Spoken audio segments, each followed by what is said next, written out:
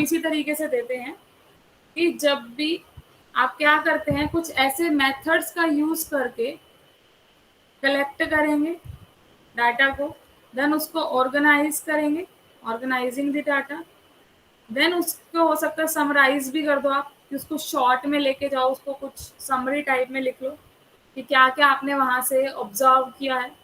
Then आप उसको presenting भी करते हैं, कुछ इस तरीके से दिखाते हैं कि आप सामने वाला देख के एकदम समझ जाए कि आपने इस डाटा से क्या निकालना चाहा है। देन फाइनल इज एनालाइजिंग करके और उसका कंक्लूजन दे दो। तो ये सब हमारा स्टैटिस्टिक्स में चलता है। स्टैटिस्टिक एक ऐसा सब्जेक्ट है जो किन से डील करता है, डाटा कलेक्शन से, देन उसको ऑर्गेनाइज करता है, देन समराइज करेगा, प्रेजेंट करेगा, एनालाइज करेगा और कुछ कंक्लूजन आपको दे देगा, जिसके बेस पे आप अपनी एनालाइज को कंप्लीट करेंगे। ठीक है। और कई बार तो हम करते क्या है, एक सिंगल टर्म से ही पूरे डाटा के बारे में बता देते हैं। जैसे कि हम क्या करते हैं, पूरे डाटा की एवरेज निकाल देते हैं, तो उस एवरेज के बेस पे हम ये बता पाते हैं क्या इसके अराउंड सभी का हमारा रहा होगा। जैसे हम कोई पेपर के मार्क्स ले रहे हैं एक पर्टिकुलर क्लास के, तो हमने कहा 60% रिजल्ट गया, तो इसके कहने का मतलब क्या था कि ऑल ओवर जब हमने सभी बच्चों का इकट्ठा करके देखा, टोटल नंबर ऑफ स्टूडेंट से आपने डिवाइड किया, तो दैट विल बी 60, मतलब 60 के नियर अबाउट ज्यादा बच्चे जिनके नंबर 60 के आसपास है। हाँ, होने वाले तो 90 अबाउट भी हो सकते हैं और बिलो 30 भी हो सकते हैं, लेकिन 60 के आसपास बहुत सारा एग्रीगेट है। मतलब एक ऐसी हम नंबर लेते हैं जिसके आसपास बहुत सारी क्वांटिटी है। क्वांटिटी रह तो बाहर भी सकती है, लेकिन वो कम रहेंगी, वो रेयर रहेंगी। लेकिन जहाँ पे एग्रीगेट ऑफ डाटा है, जहाँ पे ज्यादातर हमारा डाटा कलेक्शन हो रहा है, वो वाला पॉइंट हमारा क्या हो जाएगा, बेसिकली पूरे उसको ऑब्जर्व करके हम बता पाते हैं कि हाँ ये, और इसको आप देख के बाहर वाला बंदा सीधा बताएगा कि इसके आसपास बहुत सारी टर्म थे, इसलिए ये हमारा निकल के आया। तो इस तरीके के कुछ एनालाइज हम कर पाते हैं। ये सब स्टैटिस्टिक्स में आता है। तो स्टैटिस्टिक्स को जानने के बाद जब हम डाटा कलेक्ट कर रहे हैं, कई बार क्या होता है, हमारी इतनी बड़ी पॉपुलेशन हो जाती है कि हम पूरे डाटा को देख के उसके बारे में कंक्लूजन नहीं निकाल पाते। जैसे कि फॉर एग्जांपल अगर हम ये कहें कि आपको पूरे वर्ल्ड के अंदर एनालाइज कर रहे हो आप, और इंडिया की एवरेज हाइट बताना चाहते हो, इंडिया के लोगों की एवरेज हाइट आप ये बताना चाह रहे हो, तो क्या आप यहाँ पे इंडिया के हर एक बंदे की हाइट जाके मेजर करोगे, मेजर करवाओगे किसी से, या किसी भी तरीके से डाटा कलेक्ट करोगे पहले और फिर उसकी एवरेज निकालना बैठोगे? इससे क्या होगा आपका, एक तो टाइम भी बहुत ज्यादा लगेगा, सेकेंडली जहां से आप कलेक्ट करा रहे हो अलग अलग लोगों को भेजकर, हो सकता है वो इतना रिलायबल भी ना हो, बीच में कुछ मिस्टेक हो जाए। थर्ड, आपने कलेक्ट कर भी लिया और उसके बाद भी आपके इतने सारे डाटा कलेक्ट हो जाएगा कि उसको इकट्ठा करना, उसको ऑर्गेनाइज करना बहुत ही मुश्किल हो जाएगा, उस पर एवरेज की कमांड लगाना बहुत ही मुश्किल हो जाएगा, उसको सॉल्व करना। तो ऐसे केस में हम क्या करते हैं, पूरे पॉपुलेशन पे स्टडी ना करके हम उसका एक सैंपल ले लेते हैं, उसमें से कुछ, जैसे मैं ये कहूँ कि हर स्टेट के आप 5-5 लोग ले लो, क्योंकि स्टेट वाइज हाइट डिफर करने लग जाएगी। हो सकता है असम के लोग छोटे हों और हमारे हरियाणा के लोग ज्यादा अच्छे होते हैं हाइट में, तो अब हर स्टेट वाइज 5-5 लोगों का रिकॉर्ड ले लोगे, अगर उस अकॉर्डिंग आपने सैंपल उठा लिया, तो एक ऐसा सैंपल लेना जो पॉपुलेशन को करेक्टराइज कर जाए। तो दोनों वर्ड में डिफरेंस क्लियर हो रहा है कि पॉपुलेशन क्या होता है और सैंपल क्या होता है। पॉपुलेशन क्या है आपके पास, अब आप बताइए मुझे, क्या आप समझे आप पॉपुलेशन से? ज्योति, पॉपुलेशन से क्या समझे आप, क्या कहना चाह रहे हैं? पॉपुलेशन हम किसको बोल रहे हैं?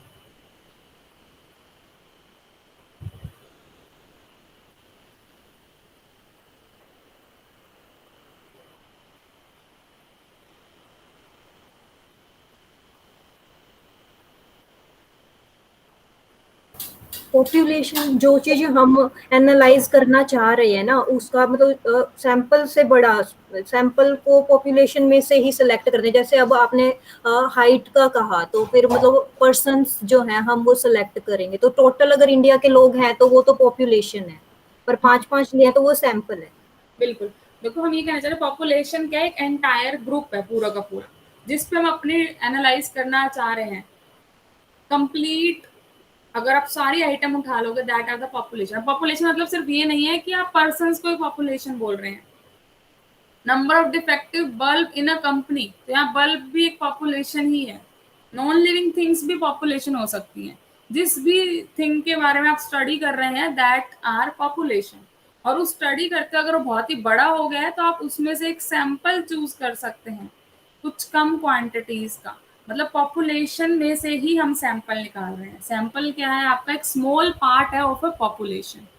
ठीक है, तो ये दो वर्ड हम बहुत यूज करने वाले हैं स्टैट के अंदर। इवन जब इन्फरेंस वाले टॉपिक पे जाएंगे 5th चैप्टर में, तो इन दो वर्ड के बारे में हम बहुत यूज करेंगे। हम जो 5th चैप्टर है इन्फरेंस वाला, उसमें है क्या आपके पास, उसमें हम यही जज करने वाले हैं कि जो हमने सैंपल लिया है, क्या वो एक्चुअल में गिवन पॉपुलेशन का था। ऐसा भी तो हो सकता है ना कि जो मैंने पॉपुलेशन लिया उसी में से जब मैं सैंपल निकाल रही हूँ, क्या पता वो अच्छे तरीके से पॉपुलेशन को रिप्रेजेंट ना कर रहा हूँ। जैसे मैंने अभी एग्जांपल दिया कि मैं इंडिया के लोगों की एवरेज हाइट देखना चाहती हूँ, तो मैंने एक एग्जांपल लेते कि एक सैंपल आप ऐसा चूज कर लो जो हर स्टेट से 5-5 लोग ले रहे हो। लेकिन किसी ने ऐसा सैंपल चूज कर लिया कि उसने असम के ही सारे लोग ले लिए सैंपल में, तो क्या ये एक अच्छा सैंपल है? नहीं। नहीं है। तो इस तरीके के एनालाइज हम करने वाले हैं वहां पे जाके 5th चैप्टर में। ऐसे ऐसे क्वेश्चन भी आ सकते हैं आपके पास। ठीक है, तो उन तरीके के क्वेश्चन के लिए सैंपल और पॉपुलेशन के बारे में पता होना बहुत जरूरी है। अब पॉपुलेशन जो हम बोल रहे हैं कि कंप्लीट जिसमें हम एनालाइज कर रहे हैं, पॉपुलेशन भी आगे दो टाइप की हो सकती है। जो आपने पॉपुलेशन पढ़ा है, 2 टाइप की हो सकती है, आइदर फाइनाइट और इनफाइनाइट। अभी जो हमने एग्जाम्पल लिया है, क्या वो फाइनाइट पॉपुलेशन का आंसर एग्जाम्पल है? नंबर ऑफ पर्सन हम काउंट कर यस। रहे थे, या एवरेज हाइट काउंट कर रहे थे और फिर पर्सन की हम, फाइनाइट है ये? Yes ma'am. बिल्कुल। इनफाइनाइट का एग्जाम्पल दे सकते हो कोई?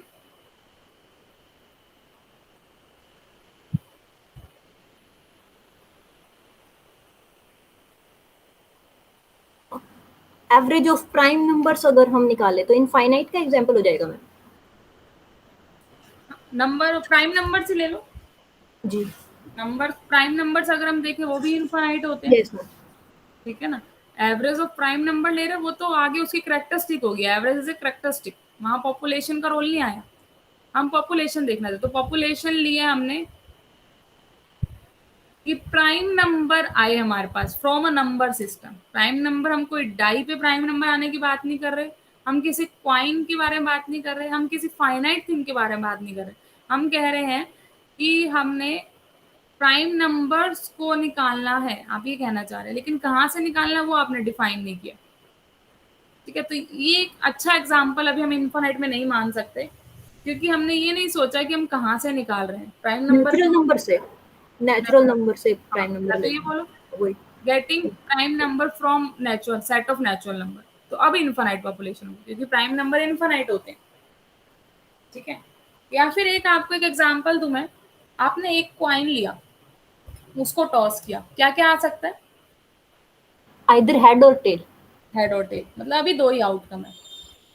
फिर दोबारा आपने कॉइन को टॉस किया, अब क्या आउटकम बनेंगे? Head head head tail tail head tail tail. Tail tail, 4 outcome बन गए। ठीक है। दोबारा टॉस किया, तो अब 3-3 के पेयर बनने लग जाएंगे। ऐसा ही होगा ना, हेड हेड हेड। भाई पहले पे भी हेड आया और दूसरी बार भी हेड आया, तीसरी बार भी हेड आ गया। पहली बार हेड आया, दूसरी बार टेल, तीसरी बार हेड। तो इस तरीके से आप टोटल 8 आउटकम बना सकते हैं।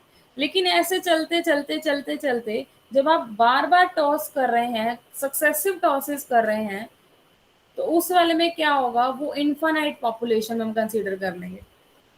तो हमने क्या कहा है इसके अंदर, वो population low, population consisting of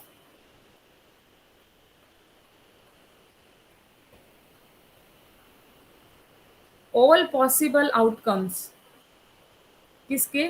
all possible outcomes in successive tosses of a coin।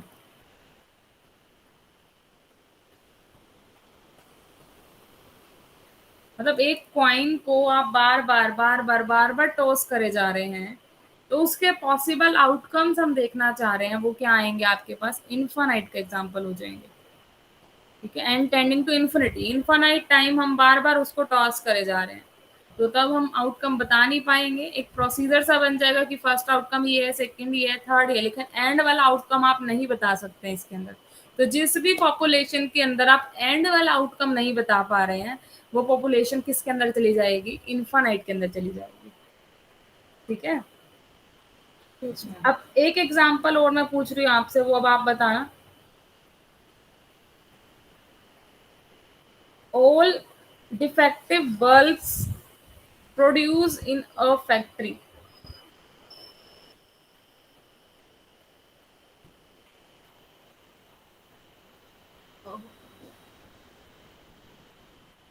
एक बारी रिपीट करना मैम। क्वेश्चन ये है,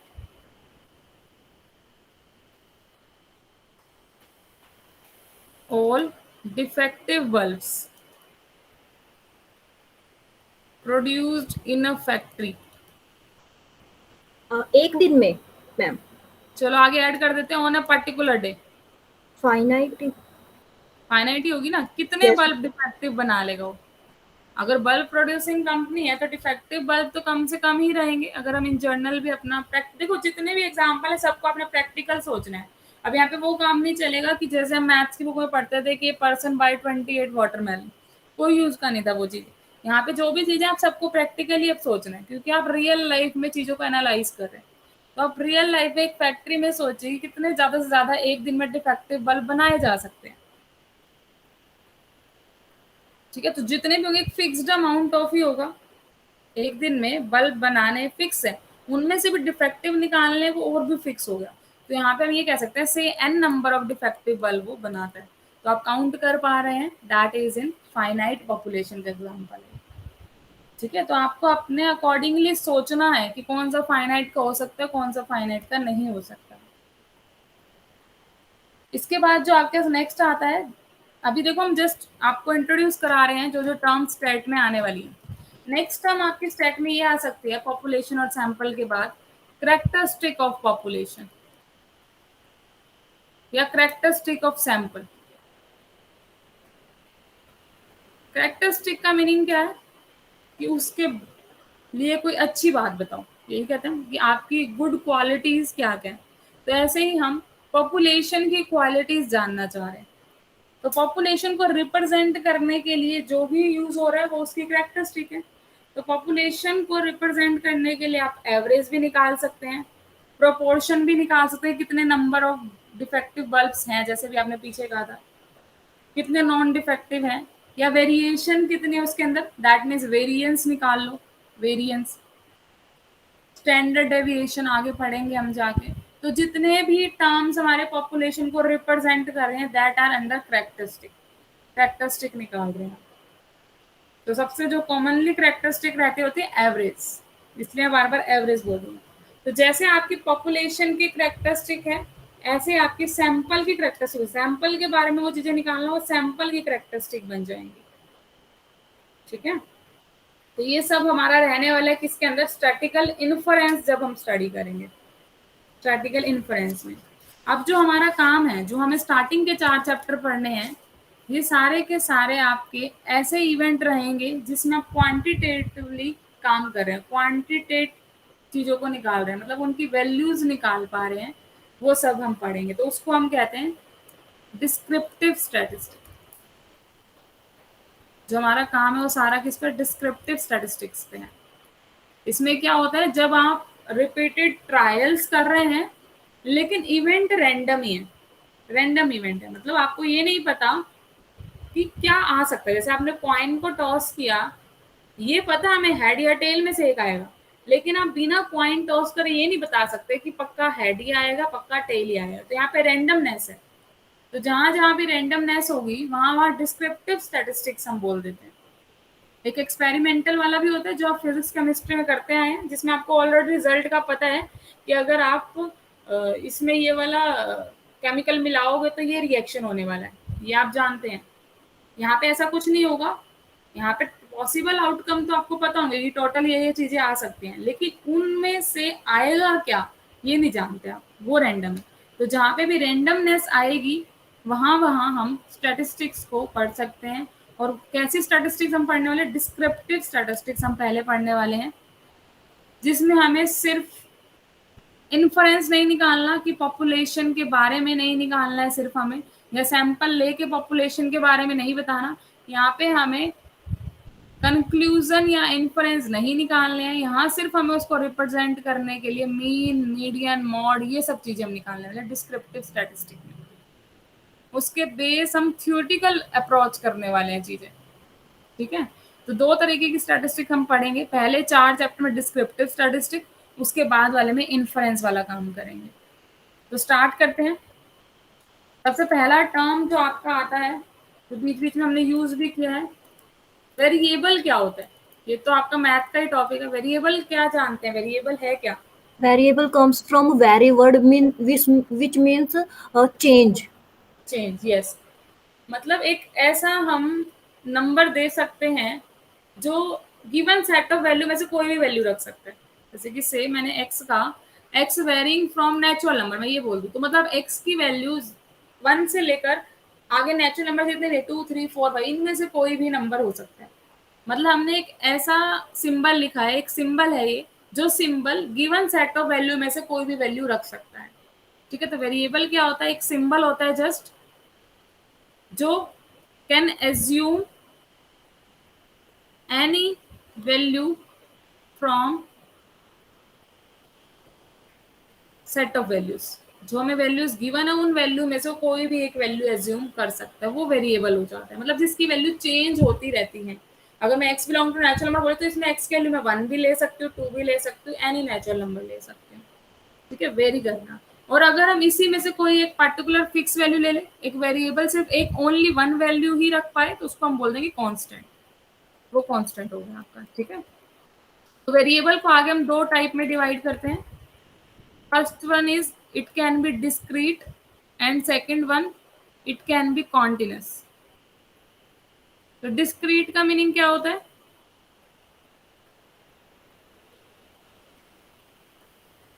या कॉन्टिन्यूस का पहले बता दो ताकि डिस्क्रीट उसका अपोजिट हो जाए। Continuous जहाँ पे ब्रेकेज ना हो, लगातार हो जो, लगातार हो। No gap. कॉन्टिन्यूस देखो ठीक है, अगर आप इन जनरल बात करो लगातार हो, तो यहाँ पे अगर मैं ये कहूँ, क्या एवरेज हाइट कॉन्टिन्यूस है या डिस्क्रीट है? एवरेज हाइट ओपन कॉन्टिन्यूस होगी मैम, कॉन्टिन्यूस कैसे? क्योंकि एवरेज हाइट है, ये ऐसे आएगी 10 to 15, ऐसे आएगी कुछ, मतलब इंटरवल में आएगी। इंटरवल में आएगी। मतलब मैं अगर आपकी हाइट पूछूं तो आप क्या कहोगे? आपकी हाइट कितनी है? वो तो एक वैल्यू है मैम, 5.4, जैसे 5 फुट 4 इंच। 5.4, ठीक है ना, 5.4 है। तो यहाँ पे जो स्टैटिस्टिक में डिस्क्रीट और कॉन्टिन्यूस का मीनिंग क्या है? अगर हम कॉन्टिन्यूस की बात करें तो एक ऐसा वेरिएबल जो दो गिवन वैल्यू के बीच में कोई भी वैल्यू एज्यूम कर ले। कॉन्टिन्यूस क्या है? एक ऐसा वेरिएबल है which can assume any value between two given values. दो गिवन वैल्यू में से कोई सी भी वैल्यू एज्यूम कर सकते हैं। अगर मैं average height of girls in are university बात करूं तो मैं ये कह सकती हूँ 5 to 6 इसके बीच में लाई करेंगी। तब वो हाइट आपकी any real number between 5 to 6 हो सकती है। यहाँ पे वो 5.8 भी हो सकती है, 5.234 भी हो सकती है, 5.9 भी हो सकती है, 5.08 भी हो सकती है, एनी रियल नंबर। मतलब इसने उन दो पॉइंट के बीच में कोई भी वैल्यू एज्यूम कर पा रहा है, ठीक है। और अदरवाइज डिस्क्रीट में आप डाल दो। मतलब जब वो दो गिवन नंबर के बीच में एनी वैल्यू ना ले, कुछ फिक्स्ड वैल्यू ही ले। जैसे 5 to 10 की जब बात करो तो 6 7 8 9 10 फिक्स वैल्यू ले रहा है, कुछ फाइनाइट वैल्यू ले रहा है। तो डिस्क्रीट में इन जनरल हमारे पास कुछ इस तरीके का सेट होता है जो छोड़ छोड़ के इक्वल इंटरवल पे गैप पे काम करता है। लेकिन कॉन्टिन्यूस में ब्रेकेज नहीं होते, जैसे अभी इन्होंने बताया था कि उन दो पॉइंट के बीच में वो एनी वैल्यूज ले सकता है, कोई भी वैल्यूज में एज्यूम कर सकता है। जैसे कि अगर हम ये कहें, एक एग्जांपल से स्टार्ट करते हैं। एग्जाम्पल ले लिया हमने, number of children in a family, बताओ अभी किसमें आएगा, डिस्क्रीट में आएगा, कॉन्टिन्यूस में आएगा? Number of children in a family discrete में आएगा मैम। डिस्क्रीट में आएगा। क्या क्या वैल्यू एज्यूम कर सकता है ये, सेट बताओगे क्या है ये? ये मैम 0 1 2 3 मतलब अप टू n तक हो जाएगा, और n कोई फाइनाइट वैल्यू ही होगी। अब तो फोन छोड़ दो, चाहे क्या पता कितने बच्चों, number of children in a family, तो एस की वैल्यू आपकी एक भी चिल्ड्रन ना हो, क्या पता एक बच्चा हो, क्या पता दो बच्चे, तो ये क्या कर रहा है, अलग अलग वैल्यूज अज्यूम कर रहा है, बट कुछ फाइनाइट तरीके से चल रहा है। ऐसे नहीं कि नहीं भी दो नंबर उसमें कोई भी वैल्यू ले लेगा, ये नहीं कह सकते 0 और 1 के बीच में कोई भी वैल्यू ले रहा है। आधा बच्चा तो हो नहीं सकता, ना ही 1.8 हो सकता है। तो यहाँ पे क्या आपका एक 1-1 तरीके से काम चल रहा है। तो जब 1-1 तरीके से काम चले तो आपका किस में चला जाता है, डिस्क्रीट के अंदर चला जाता है। तो डिस्क्रीट के अंदर बेसिकली हमारा काम नेचुरल नंबर के साथ मैप हो पाता है। अगर हम शॉर्ट में बात करें, जब भी आप नेचुरल नंबर का मैपिंग कर पाओ तो डिस्क्रीट के अंदर आएगी, अदरवाइज आप उसको कॉन्टिन्यूस में डाल देंगे। जैसे कि अभी आपने कॉन्टिन्यूस का एक एग्जांपल आप ऑलरेडी दे चुके हैं, हाइट ऑफ एन इंडिविजुअल। अगर आप किसी की भी हाइट लेंगे तो वो 62 इंच भी हो सकती है, 63.8 इंच भी हो सकती है, डिपेंड करता है मेजरमेंट के ऊपर, क्या आपने एक्यूरेसी ऑफ मेजरमेंट ली हुई। ठीक है, तो डिस्क्रीट और कॉन्टिन्यूस में आई थिंक क्लियर हो गया होगा। किसी को कोई भी डाउट अभी तक के काम में पूछ सकते हो। No doubt. चलिए, तो इसके बाद आपका एक छोटा सा वर्ड और आता है, स्टेट में काफी यूज होता है। अगर आप बाहर जाओगे तो कई बार सोचते रह जाते हो कि क्या बोल रहे हैं, लेकिन ये पता होना चाहिए सबको। जो डाटा होता है आपको बेसिकली हम उसको 2 टाइप्स में डिवाइड करते हैं। डाटा 2 तरीके का हो सकता है, या तो कैटेगोरिकल डाटा होता है, CATEGORICL, ठीक है, या फिर वो स्केल टाइप हो सकता है।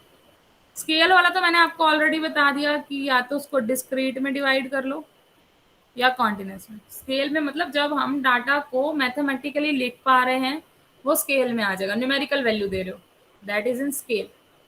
Scale data is based on measurement of the type, वो डिस्क्रीट भी हो सकता है, कॉन्टिन्यूस भी हो सकता है। कैटेगोरिकल डाटा क्या होता है आपके पास, जो डिपेंड होता है कैटेगरी ऑफ द टाइप। यहाँ पे तो आपका मेजरमेंट का काम था, मेजरमेंट स्केल के अंदर, लेकिन यहाँ पे क्या आपका कैटेगोरिकल में कि किस टाइप का डाटा वो कलेक्ट कर रहे हैं। टाइप मतलब कैटेगरी की तरह से आप काम करते हैं, यहाँ पे कैटेगरी में डिवाइड। जैसे कि फॉर एग्जांपल अगर मैं ये कहूँ कि आपका जो रिलीजन है, रिलीजन क्या क्या हो सकता है, हिंदू हो, मुस्लिम हो, सिख हो, क्रिश्चियन हो, है तो ये भी एक डाटा कलेक्शन है ना, डाटा कलेक्शन के अंदर ही आएगा ये। तो जो इस टाइप का डाटा कलेक्शन हो कैटेगोरिकल डाटा होता है, वो स्केल में नहीं आता है। ठीक है, या फिर मैं ये देखना चाह रही हूँ मैरिटल स्टेटस, तो ये सब आप किसी भी फॉर्म में देखते हैं मोस्ट जर्नली, तो मैरिटल स्टेटस भी किस में आएगा, कैटेगोरिकल में ही आएगा। तो जब भी आपका न्यूमेरिकल वैल्यू से कोई रोल नहीं है लेकिन आप डाटा कलेक्शन कर रहे हैं, वो सारा किस में जाता है, कैटेगोरिकल में जाता है। ठीक है, तो कैटेगरी वाइज हम 2 टाइप में डिवाइड करते हैं इस वाले में भी। एक तो आपका नॉमिनल आ सकता है, नॉमिनल डाटा, और एक आपका आ सकता है ऑर्डिनल डाटा। ठीक है, नॉमिनल डाटा में क्या होता है, जब जस्ट आप कैटेगरीज बना रहे हैं, उसकी अनऑर्डर्ड कैटेगरीज है, ऑर्डर वाइज नहीं है, लेकिन यहाँ पे ऑर्डर्ड कैटेगरीज होती हैं। जैसे कि फॉर एग्जांपल जब मैंने आपसे यहाँ पे ये पूछा कि मैरिटल स्टेटस, तो मैरिटल स्टेटस में चाहे आप मैरिड हो, अनमैरिड हो, इसकी वजह से कहीं पे भी ऑर्डरिंग तो नहीं की जाती ना, या डाइवोर्स हो या विडो हो, कुछ भी हो सकता है आपका। ठीक है, या फिर अगर मैं कहूँ स्मोकिंग का स्टेटस, स्मोकर हो, नॉन स्मोकर हो, क्या हो, या रिलीजन बोला था हमने, हिंदू हो, मुस्लिम हो, सिख हो, तो इसके बेस पे हम किसी को भी जज नहीं करते हैं। That are unordered data, nominal के अंदर आएगा ये। ऑर्डिनल में हम कैसा ले सकते हैं, अगर ऑर्डिनल की बात करूं तो ऑर्डिनल में डाटा इस तरीके के आ सकता है, पोजीशन इन ए कंपनी या पोजीशन इन यूनिवर्सिटी, ये भी बोल सकते हैं। जैसे कि अगर आप असिस्टेंट प्रोफेसर हो, या फिर एसोसिएट प्रोफेसर हो, या फिर आप असिस्टेंट प्रोफेसर हो, ठीक है ना। इन तीनों में से ये क्या हो रहा है आपका, पोजीशन वाइज डिटरमाइन हो रहा है। अगर हम बात करें असिस्टेंट प्रोफेसर तो हो गया आपका नंबर 1 से, अगर हम स्टार्ट कर लें, देन उसके बाद एसोसिएट प्रोफेसर आएगा, डिक्रीजिंग या इंक्रीजिंग ऑर्डर आप किसी में भी लिख लो, फिर लास्ट आपका प्रोफेसर आएगा जो सबसे बड़ी पोस्ट होगी। तो इसमें हम पोस्ट वाइज कैटेगरी में डिवाइड कर रहे हैं, लेकिन यहाँ ऑर्डर्ड है, तो ऑर्डर्ड वाला ऑर्डिनल में आता है और जो अनऑर्डर्ड होता है वो नॉमिनल में आता है। तो दो तरीके का आगे कैटेगरी वाइज हो सकता है आपका, ठीक है। या फिर हम डिग्री ऑफ इलनेस की बात करें कि आप कितना बीमार हो, डिग्री ऑफ इलनेस, या तो बिल्कुल ही बीमार नहीं होगे, या हो सकता है माइल्ड आपको फीवर हो सकता है मॉडरेट हो, या हो सकता है बहुत ही ज्यादा डेंजर वाला हो। तो इस तरीके से कैटेगरी वाइज यहाँ पे भी ऑर्डिनल में जा सकते हो। और कोई ऑर्डिनल का एग्जाम्पल दे सकते हो? कभी आपने कोई ऐसा डाटा कलेक्शन देखा है या आपने कोई ऐसा फॉर्म फिल किया हो जिसमें उन्होंने ऑर्डिनल टाइप डाटा कुछ रखा हो? क्लास रोल नंबर होते हैं दीदी, ऑर्डर में होते हैं। बट वहां पे प्रेफरेंस तो किसी को ऐसे नहीं देते होंगे। वो ठीक बात है कि आप रोल नंबर वाइज ऑर्डर में कह रहे हो कि पहले roll number 1, then roll number 2, then roll number 3, जहां पे आप जजमेंट करते हो वो चीज ऑर्डिनल में आ रही है, जहाँ जजिंग हो रही है कहीं ना कहीं।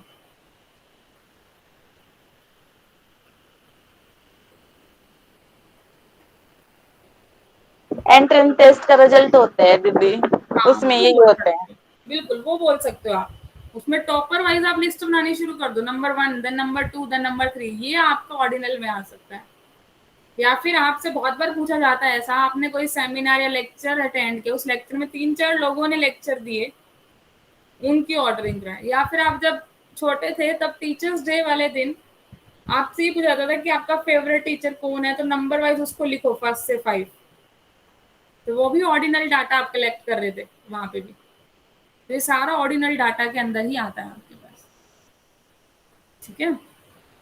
तो वैसे तो डाटा आप यूज कर रहे हैं हर जगह पे, लेकिन जब आप सिंगल कलेक्ट करते हो डाटा तो उसको हम, जो इन एक्चुअल वर्ड है वो क्या है आपका, डेटम है, DATUM।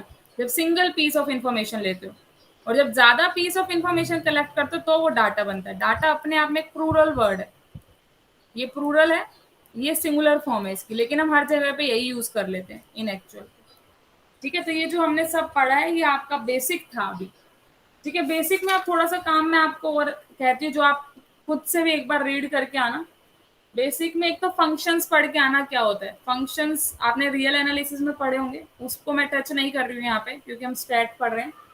तो फंक्शंस का थोड़ा आइडिया लेके आना, जब भी मैं आगे यूज करूंगी रैंडम वेरिएबल में तो मैं आपसे पूछूंगी फंक्शंस क्या है, ठीक है। तो फंक्शन पढ़ के आना।